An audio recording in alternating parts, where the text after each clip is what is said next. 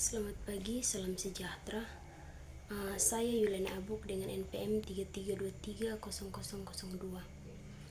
Pada video ini, saya akan menjelaskan tugas Dangaspen tentang 26 episode Merdeka Belajar. Episode yang pertama, kebijakan USBN, UN, RPP, dan PPBD. Ujian nasional sudah diganti dengan ANBK atau Asesmen Nasional Berbasis Komputer. Contoh, dipilih siswa kelas 8 dan 11, diisi survei karakter oleh guru-guru dan kepala sekolah. Yang kedua, menyederhanakan RPP dan sekarang terpakai APP. Yang berikut, penambahan kuota. Dan yang terakhir, menghapus ujian sekolah berstandar nasional.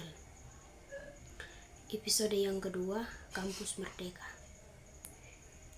Mendikbud menerangkan bahwa paket kebijakan Kampus Merdeka ini menjadi langkah awal dari rangkaian kebijakan untuk perguruan tinggi.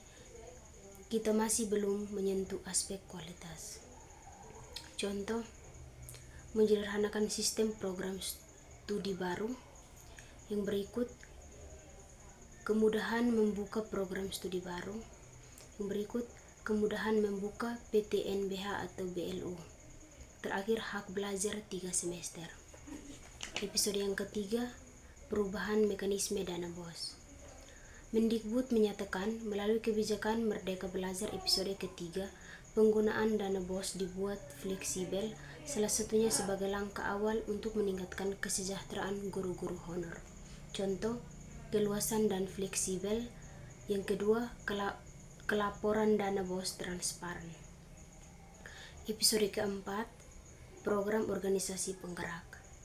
Melalui program ini, Kemendikbud mengajak seluruh organisasi kemasyarakatan bidang pendidikan bergerak bersama secara nyata memajukan pendidikan di Indonesia. Contoh, kelompok tani dan kelompok penenun. Episode kelima, guru penggerak. Contoh, guru penggerak sebagai pendorong transportasi pendidikan Indonesia. Guru penggerak diharapkan dapat mencatat sebanyak mungkin. Guru penggerak harus bisa menginspirasi untuk terus belajar dan menggali prestasi serta menjadi teladan bagi siswa. Episode yang keenam, sistem akreditasi perguruan tinggi adalah proses penilaian dan pergaulan resmi terhadap kualitas dan standar pendidikan yang diberi oleh perguruan tinggi. Ada beberapa sistem. Yang pertama, badan akademik. Yang kedua, standar akademik. Yang ketiga, proses evaluasi. Yang keempat, tingkat akreditasi. Dan yang kelima, manfaat akreditasi.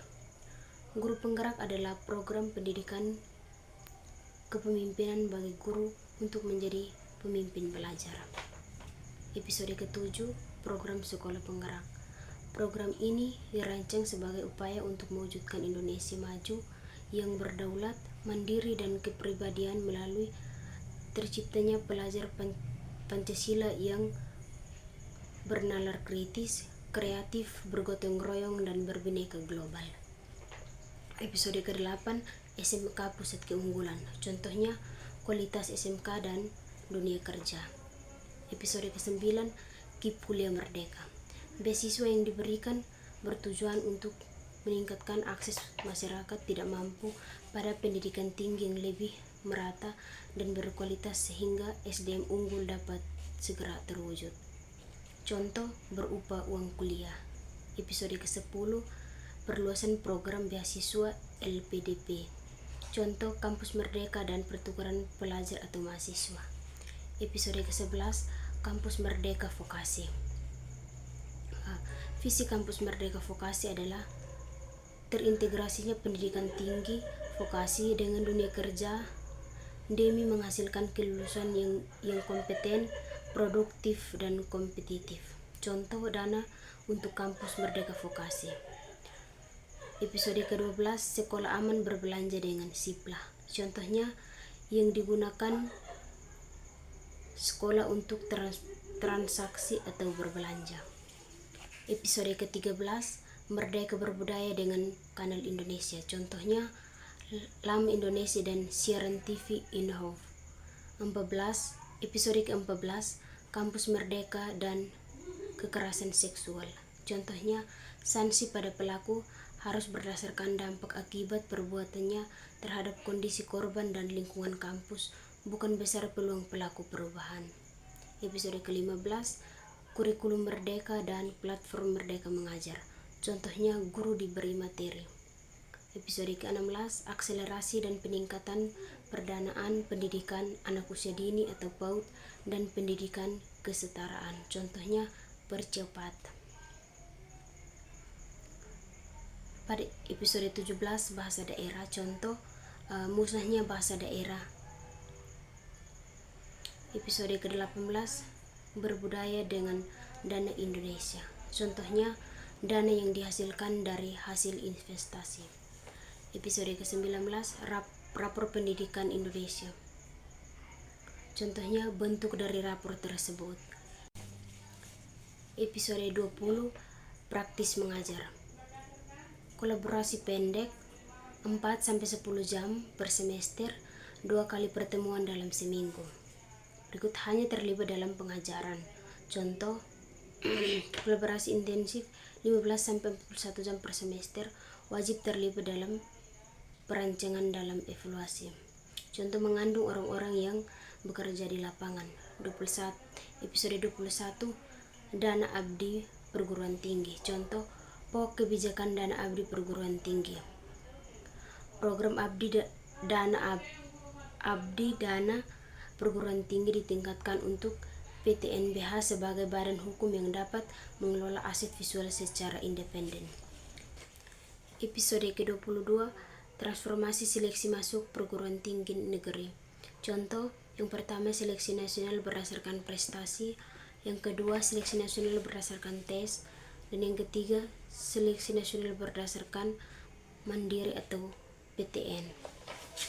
Episode ke-23, buku bacaan bermutu untuk literasi Indonesia.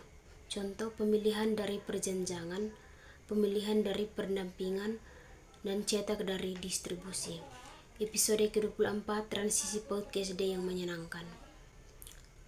Contoh, menghilangkan tes baca, tulis, dan menghitung atau kalistung dari proses penerimaan peserta didik baru pada SD. Lalu menetapkan masa perkenalan selama 2 minggu pertama, menerapkan pembelajaran. Episode ke-25, pencegahan dan penanganan kekerasan di lingkungan satuan pendidikan. Regulasi yang bertujuan untuk mencegah dan menangani kasus-kasus kekerasan di satuan pendidikan. Fokus terbesarnya adalah implementasi yang efektif, menggunakan data, dan memperlihatkan berbagai pihak. Episode ke-26, transformasi standar nasional dan akreditasi pendidikan tinggi. Standar nasional pendidikan tinggi. Contoh, sistem akreditasi pendidikan tinggi, perguruan tinggi, badan akreditasi nasional perguruan tinggi, dan lembaga akreditasi perguruan tinggi. Sekian presentasi saya, terima kasih, selamat pagi.